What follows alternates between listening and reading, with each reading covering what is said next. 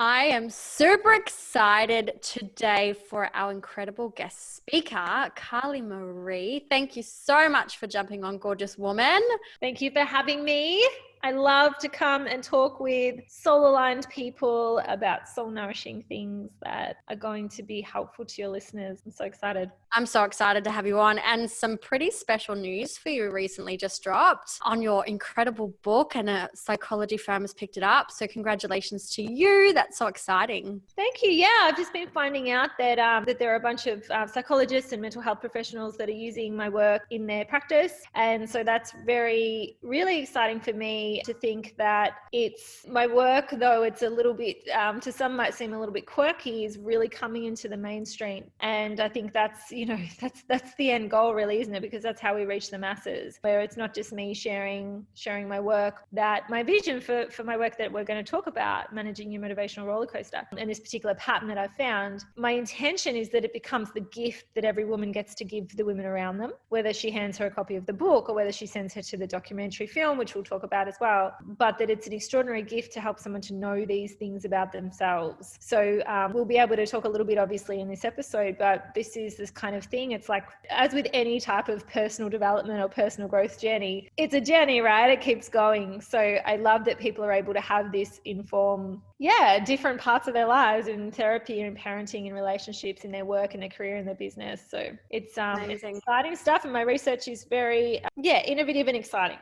So for our listeners who may not know who you are, I would love for you to share a little bit about who is Carlie Maree and what's a little bit about your journey and how you got to where you are. Okay, so I'm Carlie Maree. I am mentor for the mad ones, and by mad I mean make a difference. So particularly the women that I work with one-on-one are women who want to make a difference in the world. So we shorten that to mad, so the mad ones. And I have a hell of a time working with them and helping them to do their work in the world in a big way. And through early on when I was doing that, I started as a career coach, and I was resume writing. I'd had a new baby. I was resume writing. That was my little home business because I didn't want to go back to my HR sort of admin-y job. And though I loved it, I didn't want to go back to it. I was kind of experiencing this roller coaster of emotions and this roller coaster of motivation, in terms of I really wanted to build my business. Oh no, I really just want to be a stay-at-home mum. No, actually, I just need a nap. No, actually, I want to take on the world and build something really big. And going back and forth and all over the place and running my career coaching business. And I sort of just got really interested in personal development and things as you do. And in the middle of all that, my marriage fell over. I got some horrible news about some things that had been going on, and found myself living with my mum with a little baby, kind of broken in bits. This whole life that I'd sort of tried to craft for myself, and the universe had gone, nope,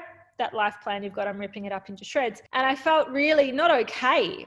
And I went on this mission to feel okay, because I needed to, because I had a little girl and I needed to be okay for her. And so I basically went on this mission. I started working with crystal healers, Reiki therapists, clinical psychologists, holistic counselors, all these different people. I went to psychics, trying to figure out how to be okay. And every single one of them said that I need to write down how I feel. You need to write down your feelings. From the clinical psychologist to the Reiki healer, they both said the same thing. I'm like, okay, universe, I'm listening. And I was only really understanding the concept of the universe at the time, and I guess what I kind of believed in, it being something bigger than me. And so I started writing down my feelings each day, and not just writing down what I felt, but writing down what I needed. And I went on this mission of radical self-care. Yeah, right? And throughout this process, I figured out that what I needed in order to feel okay was different each day. Some days I needed to buy something new for myself. Other days I needed to throw out something old. Other days I needed to reach out to friends. Other days I needed to turn my phone off and be left alone. And what I discovered was a really clear pattern of what I needed. And it was like there were 4 different versions of me. So I went on this mission to try and figure out, what is this? What is this pattern? Is this something to do with my menstrual cycle? Is this something to do with the moon? Like, what's causing me to feel this way one day and this another? Is it something I'm eating? Like, just went on this huge mission of getting to know myself. And what I found was I couldn't link it up with anything. At first, for a little while, I thought it was a menstrual cycle thing. And then I realized it wasn't at all, because it was speeding up. So I sort of named these 4 different versions of me. I gave them each a nickname. I had my wild woman, my hibernating bear, my superhuman, and my sparkly fairy. And I realized that I shifted through them in the same order over and over and over. But what happened over time was I started shifting through them more quickly. The more responsive I was, my radical self-care, the more responsive I was to what I needed. It was like I had 4 different cups to fill. And as I filled one, I shifted to the next one. So as I filled my rest cup, I had like a productivity, get things done cup that needed filling. And then once that was full, I had this connection and presence kind of cup that needed filling. And when that was full, I had this kind of like freedom cup, like do something bold, like cut my hair or go out with friends or paint a picture, like different things I needed. And so long story short, fast forward, a research project and lots of working with clients and writing a book. I now have a Wall Street Journal best-selling book called Soul Modes, in which I share this amazing pattern that I found that I then proceeded to build a coaching framework around that I now teach in the form of Soul Modes mentor training and certification program, where people can apply the Soul Modes framework in their methodology. So if you're like a personal trainer or you're a business coach or you're a motherhood mentor or something like that, they can use it. So fast forward and things are going a little bit bananas around it. But that was maybe 5 years ago. Now Soul Modes is becoming much more, widely known and understood and widely used, and really helping people to understand how they work, particularly women. Mm-hmm. When I say women, I'm using very mainstream language there, but what I mean is feminine core beings. So it's not all women and it is some men, but anyone who sort of identifies as being feminine at their core. And of course we move in and out of our masculine feminine energy, right? But if the feminine feels like, oh yeah, that's kind of like the real me, that's where I spend most of my time, or that's where I want to anyway, then I haven't yet met a feminine core being who does not connect to this pattern and doesn't say, oh yeah, that's totally me. So yeah, that's where I'm at now. That's how I got here. So I would love for you to speak into what does a feminine core being looks like, sounds like, and feels like for any of our listeners who may not understand that type of terminology or language. Well, probably one of the ways is to ask yourself whether you connect to this theory of, when I talk about the modes, do you feel like you go through this, I call it like creative chaos, where one day we're kind of full of energy and another day we're not. And one day we really want to be around other people and another day we don't, where we kind of feel like different on different days. So the divine feminine magic is part of it is around the way that we swirl, the way that we cycle. We're very cyclical beings. We're very affected. Our energy gets quite affected by the things around us, maybe by the moon and by our menstrual cycle if we have one, and by the energy of the people around us and things like that. So I guess a good way to know is when I talk about the modes, do you go, oh yeah, that's me? Yeah. So if so, you might find that this pattern, it is the majority of women that I've ever spoken to have said, oh yeah, definitely that's me. Because up until that point, they often have thought that's a bad thing, and that, women are all over the place and they're up and down, and we sort of get told a lot by society that we're crazy and that it's a bad thing and that we're inconsistent. And so all these super hardcore masculine approach coaches, like the Tony Robbinsons of the world and everything, like very masculine approach.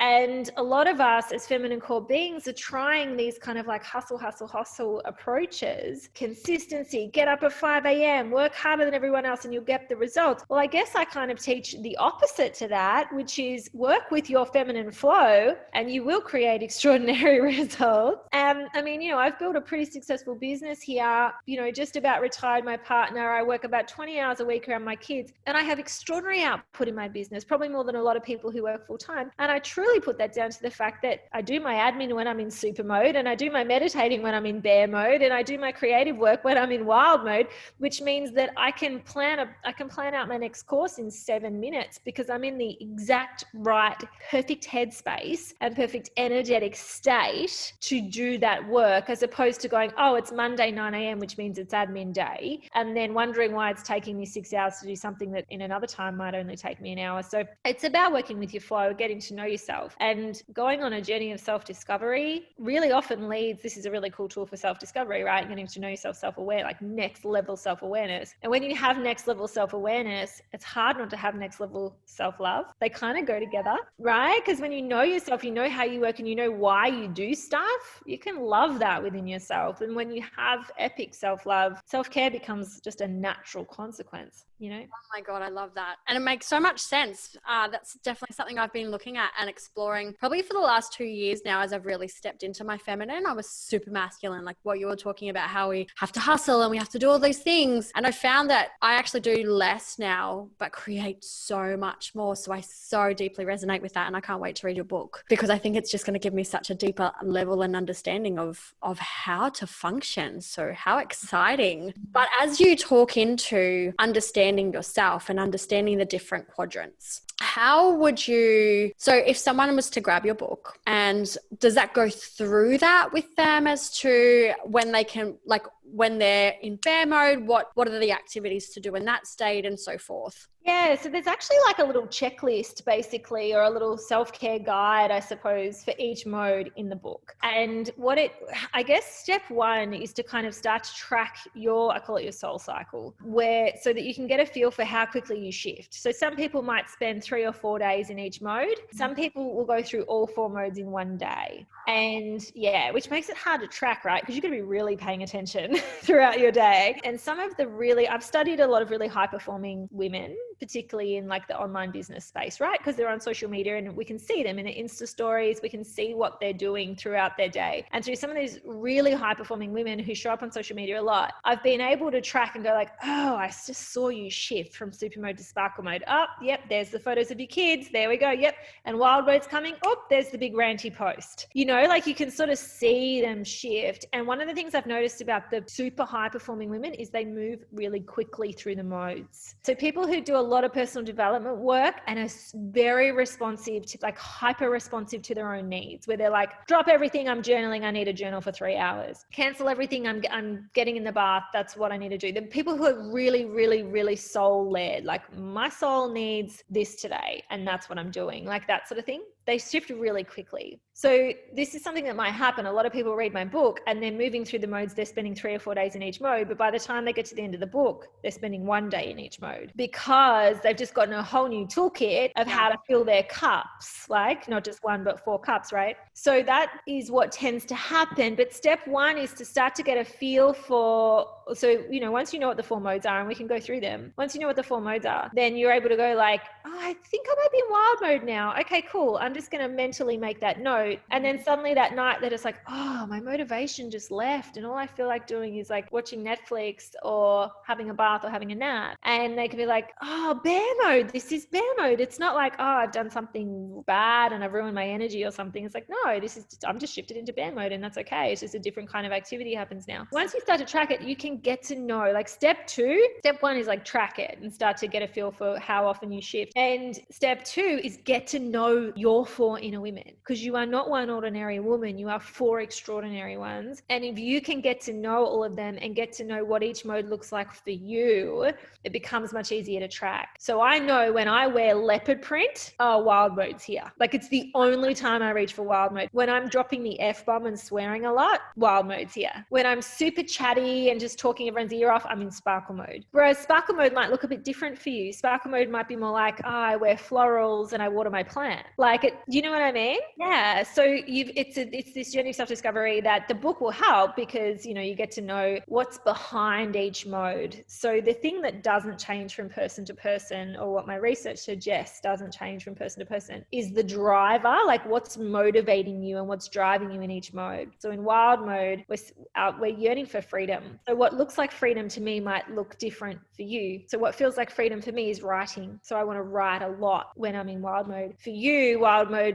freedom might look like decluttering your house and getting rid of a heap of crap, or cutting your hair or singing or running. One of my friends, running is her wild mode thing, whereas I'm like, I don't want to run in any mode because it feels like freedom to her, right? Some people, shopping feels like freedom. So they do a lot of online shopping in wild mode. So it's like when you're really seeking freedom, you're in wild mode. When you're seeking stillness, you're probably in bear mode. For me, I want stillness and quiet. Like I want no one on me. I want lots of quiet. I want to read. I want to meditate. I want to take a bath. I want to take a nap. Sometimes a gentle walk, if it's going to feel like it'll sort of get me out of my head and into my stillness. And then but some people find bear mode really, really, really hard, because in those moments of stillness, when your busy mind gets quiet, sometimes those underlying negative self-talk type voices can come up. So for a lot of people, bear mode is not their favorite, because if there's a lot to be worked through, if you're having some trouble in your relationship or something like that, and there's a lot to be worked through in that time, bear mode is where it's all all going to come up to the surface to be worked through. And sometimes that can sneak up on you and it can come out leaking out your eyeballs. I think COVID is definitely has really brought on a lot of that for a lot of people too. Have you found? 100%, because we don't have all the distractions of like, oh, I'll just go out drinking, or, you know, I'll go and do whatever to distract myself from those thoughts and feelings. Isolation has almost been like one big bear mode for people because they've had like physical stillness. 100%. You know? Yeah. I feel like it's been so needed too, because it's almost like humanity's like, you know what, if you're not going to wake up, I'm going to force you to wake up. Do the work, I'm going to force you to do the work, and to really be introspective and to look at the areas of your life that you really have been distracting from. We've all been sort of sent to our rooms to think about our lives, and I think a lot of people have read the book during isolation because they've been struggling and reached out to a friend, and a friend has said, you need to read this book, it's going to help. But also it's been easier to track our modes. A lot of people have like been like, oh my God, I get it now, I see it now, because they're at home and it's Groundhog Day, and every day they're like, oh, I noticed that I bounced out of bed today, but I didn't yesterday, but nothing changed. Yeah, your mode changed, right? So bear mode is really important for those on any doing any kind of spiritual work, any kind of spiritual nourishment. That's what bear mode is all about, and there's extraordinary opportunities for growth there. If you've got your bear tools and you do your bear care, like there's huge growth that can happen there, and you can really put your personal growth and healing on fast forward if you work with that bear mode energy. Really. And what the next two? I would love to hear about those two. Super mode comes next. So that's when we're really craving productivity. So it's when we're most in our masculine, because we become a bit more black and white. We just want to get things done. It's when we suddenly find ourselves writing to-do lists or deciding that we need to start using some kind of wall planner or a diary, and we just want to schedule things and we want certainty. So producing results, tangible results. We get a bit more black and white with things. I can get a little bit controlling in super mode with my family. Yeah, I'm just like, right, 6 p.m. is when bedtime. So 6 p.m. is when dinner time. 7 p.m. is bedtime, and I'm really attached to my routine. Later on, I hit sparkle mode. And I'm like, stay up till 9. I don't care. You know, like it's the reason why we kind of, I guess, often create routines for ourselves that we don't stick to, because we create them in super mode. And I guess like accountability to a routine or to a target is a strong driver in super mode. This is what my research shows, is that accountability actually is not a strong driver for women. It's not a strong driver for the feminine, I should say. So what happens is we hit super mode, and in that moment, accountability is. So we create accountability for ourselves through having a routine or having a system or having a plan or having goals. But then 75% of the time ish, when we're in the other modes, we're not interested in any of those things, because in sparkle mode, we just want to be present and connected and loving and super feminine. So we're not really interested in goals. Bear mode, we can't really be bothered thinking about it. And in wild mode, we're like rebellious, like rebellious freedom. A plan doesn't feel like freedom. That's not creative, you know? And do you find that it's linked then with like mother's guilt? Yeah. So mother's guilt feels most strong for me in the transition between super mode and sparkle mode, because sparkle mode is when I shift out of my masculine, deep straight on into my feminine. And it's when I just, you know, when you just sort of get a bit hypnotized by how cute their eyelashes are, like those moments where you just lay there and look at them while they're sleeping and you just want to sob all over them because they're so gorgeous. And we tell ourselves that we do that every time, or, you know, all the time, every night. But some nights we don't. Some nights we're just like, oh, thank God you're asleep. I'm so done. And this kind of helps us to often explain why that's happening, and why some days the sound of our kids playing is like nails on a chalkboard, and some days it's like the most cutest thing you've ever heard. It brings you to tears. Some days you just want them to just be quiet or be in another room. And the thing is, I feel no guilt saying that, because I know that I'm not like that all the time. And I know that when I'm like that, it's not that anything's wrong. It's just that there's a different type of work for me as a whole soul, me as a human in a body, to be doing. I'm always a mother, but I'm also a whole soul, and there's a whole bunch of me work that needs to happen. And that's one of the best things I can do for my kids, right? So they see that. You know, my daughter says to me, oh, mummy, you're in a hoodie and you're on the couch with a blanket with a book. Are you in bear mode? And I'm like, yeah, baby. And she's like, do you want me to get you a cup of tea? And I'm like, thanks. Like, it really helps the people in your home to see you honoring your energy. It gives you like words you can use to describe how you feel, instead of going, I'm so sick of you all, you're being too loud, I'm over it, to mummy's in bear mode and they can be like, oh, cool. Then it's time for puzzles and board games rather than kicking a football. I love that. And what a beautiful example of showing up and modeling to them what the different flavors look like and how they have the opportunity to actually step into that themselves, but also in how to nurture you in that and how to show up for you in that. That's so powerful. Yeah, so cool. My daughter says, you know, I think she goes, today, mummy, I think today's a pajama day. I'm going to stay in my pajamas all day today. And I'm like, okay, baby, you feeling a bit berry? And she's like, yeah, I am. So it's like our really neutral language rather than going, I'm having a lazy day or, you know, I'm having a slothy day or something like that. I'm just berry. Like there's nothing good or bad about it. It's just an energetic state that's a very natural thing to be in. And I think for women who don't understand this, it's almost like they shame themselves. That I work with, they're always like, no, I've got too much stuff to do. I'm like, darling, please slow down. You need to take some rest. No, I've got too much stuff to do. And it's almost like they shame and they guilt themselves for actually taking some time and to process things and to integrate things. Whereas this allows them to go, actually, this is part of the process. And even though you continue to tell them it's part of the process, you're actually now labeling it and going, actually, this is literally part of the process. It's part of the cycle. It's part of the pattern. Yeah, it's very cool. So what happens is when you shift into sparkle mode, I often feel really guilty about how I've been in super mode and I've been so interested in my to-do list and doing all the things. And that's the cool thing, is that I can be very accepting of the state that I'm in and going, oh, I'm in super mode. So I'm going to get all my things done because I know that the quicker I get all these things done, I'll shift into sparkle mode. And then I'll sort of make plans with the kids for when I'm in sparkle mode. And I can sort of say, Mummy's got this list of things to do. I'm going to do this. And as soon as I finish this, it's say like 4 o'clock when I think, because I shift really quickly. So I can generally kind of work out when I'm going to shift. So I'll be like, this afternoon, once I've got all this done, let's have a picnic. And they can kind of go off and prepare for it and pack their basket and all that sort of stuff. And I know that I'm not going to have to force myself to be present in the picnic. I'm going to be fully satiated because I've filled my super cup and then I'm deep in sparkle mode and I can be so present in that. So it's like, it's not always possible to organize your schedule around your modes, but having that awareness, man, it gives you so much power to be able to, instead of go sitting here playing blocks with my kid and why am I finding this so hard to stay present when in my head I'm ticking through my to-do list, and instead of going, I'm such a crap parent, I shouldn't be a parent because I can't play blocks with my kid, and why do I find this hard and everyone else finds it easy, and that sort of self-talk that can go on. It's like, oh no, in super mode I find this hard, or in bear mode I find this hard, but in sparkle mode I love this. We actually have a list which I can share with you if you want to share it with your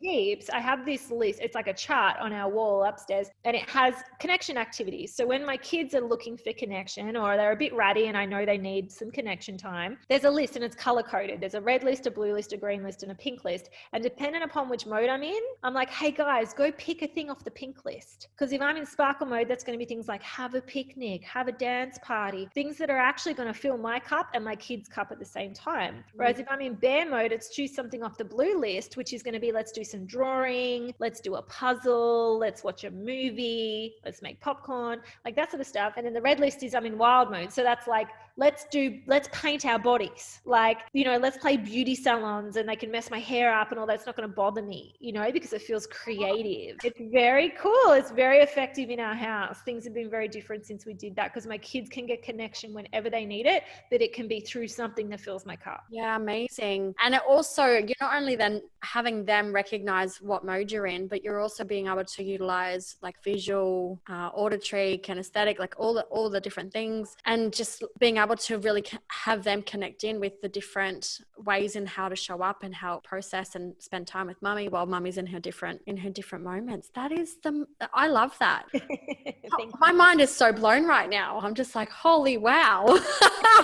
Mum's gonna love this. I can't wait to share this with them. Yeah, I hope that they do. It's actually really cool in your relationship as well, because I can just send an emoji to my partner with a bear, like a little bear emoji, and he could be like, cool, I know which version of my lover I'm going home to tonight. So I know how best to co-parent with her this evening, because he's going to come home and he's going to cook dinner for the kids and all that sort of stuff. If I'm like, I'm in super mode, he might be like, cool, so what do you need? Have you got work to do? Do you want me to take the kids out so you've got some space space? Or if I'm like, I'm in wild mode, I need this house to be tidy. And he'll be like, cool, I'll take the kids down. We'll get a pizza. You can tidy, because I'm actually going to enjoy that tidying process, because it's going to feel like freedom to have the house be tidy, as opposed to him coming home and go, why is the house such a mess? I can be like, he can look at me and go, oh, bear mode, right? I can see why the house is such a mess. So it helps him to support me in more powerful ways as a co-parent, as a lover, as a partner. He knows what I'm going to be up for in terms of our family activities for the night. If he sees I'm in a floral dress and curled hair, he's like, sparkle mode. Okay, guys, let's have our dinner out on the grass tonight on a picnic blanket, or let's make a bonfire or something. He knows that's what's going to fill my cup, because he's, as a very masculine being, he's more even kilter. He's happy to do whatever, right? So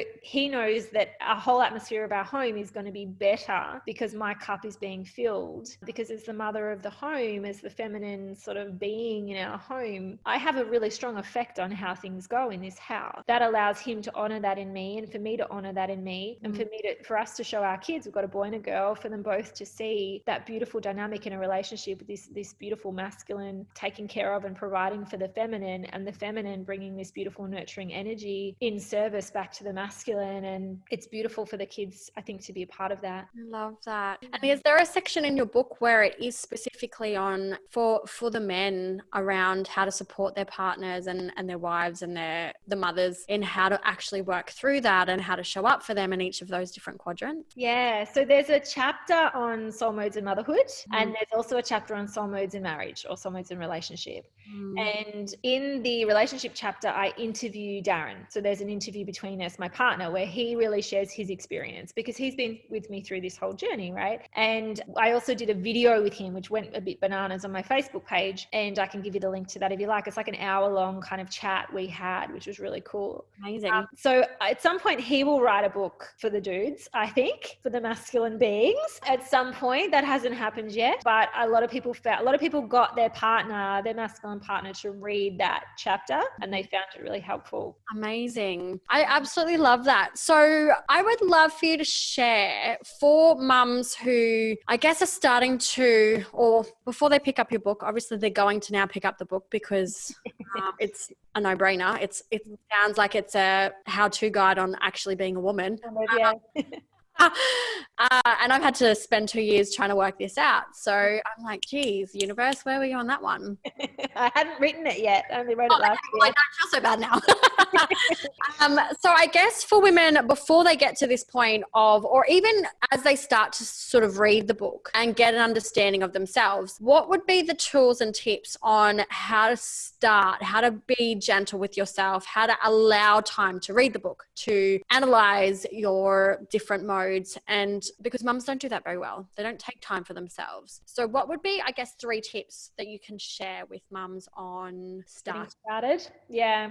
So I specifically wrote the book to be a very easy read, and it's not a long book. So it's you'll gobble it up in a weekend, and it's a really easy one to pick up and put back down and pick up again, and you won't kind of lose your place. So I specifically did that, but I also made the movie, the documentary film. So if you've got 55 minutes, if you can put that on and go about your day and just listen to it, even that will give you a starting point. So I'll link you to the movie. That will give you a beautiful starting point. But honestly, in the meantime, for me, it started off with just each day or at different increments throughout the day, writing down what's on my mind and in my heart. So I made this 90-day diary for this particular reason. And there's a spot in there where there's a single page. I've got this, you can get it on my website. I'll give you the link, but it's a 90-day paper diary. And each day I kind of note down, it actually says what's on my mind and in my heart. And that will just help you to create a habit of checking in with yourself. Because where you want to get to with that is getting to a point of what do I need and how can I give it to myself? But that's not a question we're particularly accustomed to asking. So that's a new habit to create. We want to make that part of your personality, that you are always connected to what do I need and how can I give it to myself? Because aren't we all day long looking at our kids and going, what do they need and how can we give it to them? Right? So we can model that for them and also do it for ourselves. So that's a really good start, because just paying attention to your inner landscape, to your energetic state, mostly, you'll start to you'll get to know your soul. Like you'll get deeper and deeper with it, to the point where you're like, in any moment, I know what I need. I don't feel good, red flag. Like for me, my energetic kind of standard is I always get to feel good. If I don't feel good, something's wrong. And I get to do something about that. And I realized people can get really confronted by that. You don't get to feel good all the time. Well, guess what? I've decided that I can. So if I don't, I'm like, well, isn't that my body, soul, mind, heart telling me something? If I don't feel good, isn't that like, I think that I say this in the book, we've forgotten how good we're designed to feel. Like, this body is built to feel pleasure. Like, you just run your fingernails up the back of your arm and you feel those tingles, and you run your fingers through your hair and you feel those tingles all through your body. It's like, oh, that's right. This is a pleasure machine. And I've forgotten that. And so if you don't feel good, if your body hurts, if your heart hurts, if your soul feels disconnected, if you feel exhausted, ask yourself, what do I need? Because I get to feel good. That's what we're here for. We're here to feel good. And that's our guidance. I truly believe, my spiritual beliefs sort of tell me that what feels good is guidance, and what feels bad is feedback. And we've got our inner guidance system. We've just been taught to ignore it. We've been taught that we don't always get to feel good. We've been taught that just suck it up and deal with it, and life isn't fun and life isn't pretty, and all of that. And I just am calling BS on all of that, and I'm hoping to change that for women all over the world. I love that. So 3 tips for the women, or 2. So what would be 3 tips for the men then? Okay. And how to support women in starting that process. For any of the men that are listening to this, maybe they can buy her this book as a gift. But what would be 3 tips that you could share with him before he reads the chapter? Like, see if you can spot the patterns, because it can feel like chaos. It can feel like all over the place. I don't know which version of my wife I'm coming home to today. And notice, this is the thing, a lot of the dudes are like, oh yeah, I sort of always knew this. Like it comes quite intuitively to them, because they're so affected by our energy. So look for the magic in her. I mean, a lot of the beautiful men that we're with probably already are doing this. They're with her because they love her and they see the magic in her, right? But see if you can find the magic within the madness and the pattern, and notice if you can spot the 4 different versions. See if you can spot her wild woman, her hibernating bear, her sparkly fairy, and her superhuman, and then ask, what does she need? Like, how can I best provide for her? But do that with a whole lot of love for yourself as well, because know that this is the thing, learning about masculine, feminine energy, reading books by Alison A. Armstrong is one of my favorite authors on this topic. The Queen's Code is one of the best, most profound books I've ever read. And in it, she sort of talks about how, the masculine is so affected by the feminine's energetic state. And so I just completely adore the men of the world, or I adore masculine energy, I should say, and what it's here to bring. And so I guess know and understand that where she's at is going to have a really strong effect on how you feel. So the more you can be tuned into that, responsive to that, and work with it, it's going to have a really positive effect on you and on everyone else in the house. So rather than just writing it down to, which is a really common narrative amongst dudes, is she's just crazy. They're all crazy. So just pick the one of the crazy women that you like the best and put up with her, right? Like, the narrative can feel a bit like that. I'm not saying that if there's any men who are listening to this podcast probably don't think that way, right? But it can be a narrative that's out there. And I just want us to challenge that and be, actually, she's magic. If you're listening to this, you already know that. And you'll find a pattern, and it will make your life so much easier, because you'll be able to predict what comes next. If you know bear mode's coming next. I said to my partner the other day, he went to the shops. I was in bear mode and he knew it, and he went to the shops. I'm like, if he comes back without chocolate, I'm probably going to have to break up with him. Of course, jokingly, but of course he came back with chocolate because he knew I was going into bear mode. So whereas if I was in wild mode, I'd be like, don't buy chocolate. We're a healthy family. We only buy organic. Of course, he came back with chocolate because I was in bear mode, and I don't care about any of those other things when I'm in bear mode. Just love that. And so not only is it going to allow women to really open up to how they function, and the fact that because I call it bipolar, and me and my son have this running joke that, okay, mum's bipolar today because she's completely shifted again. But now to label it and to be able to go, yeah, okay, well, this is where you're at, and this is what you need, and this is how I can support you in that, is not only helping yourself, but it's really being able to make the cohesion in the family so unified, without the judgment and without the name calling and the crazy and the projections. I freaking love that. Yeah, really cool, right? I've had a lot of people say to me, like, I actually did think that I had some kind of mental illness sometimes, and turns out I didn't. And I would never say to someone, you know, like, oh, no, you're not mentally ill, it's just your soul modes. Like, obviously, that's not my call to make, right? There's medical professionals for that. But I have had people who say, you know, what someone's mental state is. So if someone is experiencing depression, they might find that their bear mode is particularly challenging. If someone is experiencing anxiety, they might find their super mode quite challenging because we just want to do all the things and it gets a bit overwhelming. Someone actually is bipolar, they might find all the modes really intense. So it's really cool to have this, be armed with this knowledge when going through some kind of mental health journey. Not that it explains it all, but it might help to see how it's interacting and how it's playing out differently depending upon some particular challenges you might have. So it's just, information can only be a good thing, right? You know, absolute information, and then actually following through, because I was a big believer that knowledge is power, and then I realized if you don't use the knowledge, it's actually really not.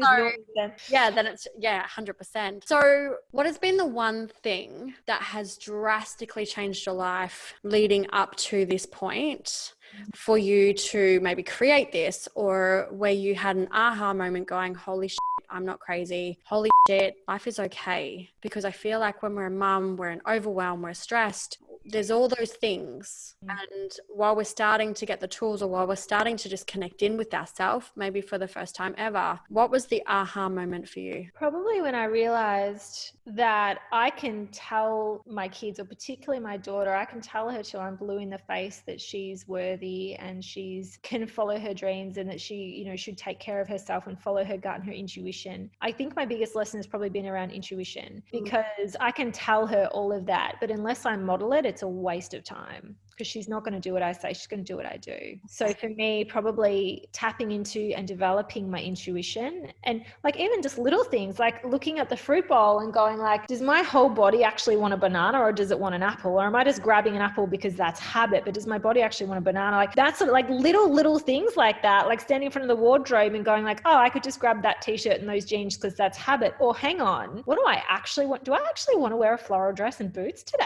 Like feeling in and just developing your sort of those intuitive decision making and intuitive guidance in these little decisions throughout the day. It's like working a muscle, and realizing that there is so much internal wisdom inside of me, and tapping into that and letting that guide me to which podcasts I listen to and which books I read and all of that. I think that's all being driven from inside, and that's a really beautiful lesson to pass on to people.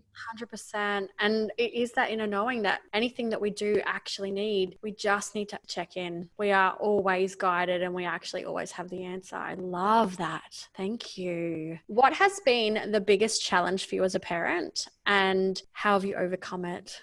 Wild mode. Wild mode. It's when I get angry. I get ragey at my kids, and I don't enjoy that, and I don't want to be that way. But what I realized is that I'm not a ragey mum. I'm not an angry, yelly mum, but I can feel ragey and angry and yelly in wild mode. So being able to kind of like separate that out from it's who I am to it's something I sometimes do gave me the power to go, oh, well then I have power over that. There's something I can do about that. That's not who I am. It's a behavior that I'm kind of experiencing, and so that I'm doing, and so I can change that. So it sort of gave me, it was empowering. Like actually, you know, we talk about empowerment, right? Like that was actually really empowering for me to go like, actually my issue is wild mode. So when I'm in sparkle mode and I know wild mode is coming next, I'm going to do a couple of things, like depending on what's coming up. Like if I know we've got school the next morning, I'm going to get out the school clothes and have everything ready to help my wild mode morning go more smoothly. I have less reasons to yell or get mad or whatever. I'm going to make sure that in sparkle mode, I tidy up the house, because in wild mode, I'm going to want that. It's going to feed my energy to have a tidy house. And, you know, I might set up an obstacle course outside for the kids so they can make the mess out there. It won't bother me as much, that sort of thing. So understanding how I work and understanding my triggers, that's probably been the biggest lesson as a parent. My biggest challenge as a parent has been just not yelling at them, because I don't want to do that. And I know it's something we do sometimes and all of that, and we've got to release our feelings and things like that. But finding more positive ways to do it has been really powerful. And say that's probably it, is understanding what I need as a parent in each mode. And understanding wild mode is when I find parenting really hard, because it does not feel like freedom. Nothing about being a mother feels like freedom a lot of the time. Yeah, really understand how can I find freedom inside motherhood has been a big challenge. So really I'm lucky that I've got kids who love craft and painting and stuff. So I've found that's a really cool tool for us. If we're ratty and we're yelling at each other and there's tears and stuff, it's like, okay, music on and dance party, or paints out and get crafty and messy, because it's going to feel like sort of surrendering to the chaos, which feels more freedom than trying to resist it. I love how you have spoken into the realities of parenting, and you've actually really spoken into, you sometimes I rage, and sometimes, I'm hating life. And like, I feel like as parents, we don't do that enough, particularly as mums, because we feel like we're so judged on every single thing that we do, and that we can't speak into the realities of parenting, and how sometimes it sucks. Like, it's not all fairies and roses and rainbows and lollipops all the time. So I just want to honor you for speaking your truth and really going there and sharing that, because I feel like we at a deep level all feel that, think that, and experience that, but never speak into it. Or we're so mindful about how and who we speak into that around because of judgment. So thank you for being the permission piece for us to just go, you know what? That's the reality. Yeah, I think the judgment piece is really important, and also comparison. And I think that once we understand this and you start to see the modes in other women, judgment and comparison go away. Like, I can, one of my friends can come over and I can be like, I'm super berry right now. And she understands why it's a mess. I haven't prepared anything for us to eat. I'm wearing no bra, like hair's in a messy bun, like all of that. She's like, oh yeah, you're berry. Or if, one of my best friends recently canceled plans on me at the last minute and said, I'm feeling really berry. And I'm like, cool. And you're at school drop off and you see the other mum looking really polished and she's on time and she's like got it all organized and made cupcakes and things. You're like, oh, okay, she's in super mode and I'm not, and that's fine. Like, we stop judging and we stop comparing when we really understand this work, and when we see it in other women. Like, when every woman knows about this, womanhood is going to be an entirely different experience. I feel like every single woman that has a baby, and we get those packs when we have a baby at the hospital, your book needs to be in that pack. That would be great. Yes, I should organize that, shouldn't I? Put that out into the universe, because I feel like this is like motherhood. Like, this is the handbook we should have been given as parents, and I haven't even read it yet, and I'm so excited. Like, I'm literally, where can I get this book? I'm literally going to go down and get this today. I really feel like, because as mentioned, for 2 years, I've been working this out within myself, and I call it a little bit cocoon, butterfly, caterpillar. So I've kind of labeled it myself, and I know, but I've never outwardly been like, yeah, this is where I'm at, unless it's people close to me. And I'm like, look, I'm in the cocoon. I just need to nourish my soul. Just give me some time. But like, there's a universal language, and it is from Carlie Maree.